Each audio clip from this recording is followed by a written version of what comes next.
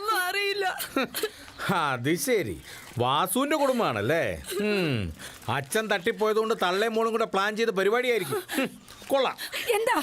എന്താ കാര്യം ഒന്ന് പറ. നോക്ക്, നിങ്ങളുടെ മോൾ എന്റെ മോന് കൊടുത്തതാ പ്രേമലേഖനം. വായിച്ചു നോക്ക്. അത് ഞാൻ എഴുതിയതല്ല അമ്മേ. പച്ചക്കള്ളമാണ് ഇത്. ഇവൾ എഴുതി തന്നെയാ. ഞാൻ എഴുതിയതല്ല. കുടുംബക്കാര് മുഴുവൻ ചേർന്ന് ഡോക്ടർ ആകുമ്പോതിന്റെ പയ്യനെ തട്ടിയെടുക്കാനാണെങ്കിൽ ആ വെള്ളം അങ്ങ് വാങ്ങി വെച്ചാ മതി. ഞാനൊന്നും എഴുതിയിട്ടില്ല അമ്മേ. അങ്ങനെയാണെങ്കിൽ ഈ കടലാസ് എന്റെ മകന്റെ കയ്യിൽ എങ്ങനെ വന്നു? അതിനുത്തരം പറ. കണ്ടോ, അവക്ക് ഉത്തരവില്ല.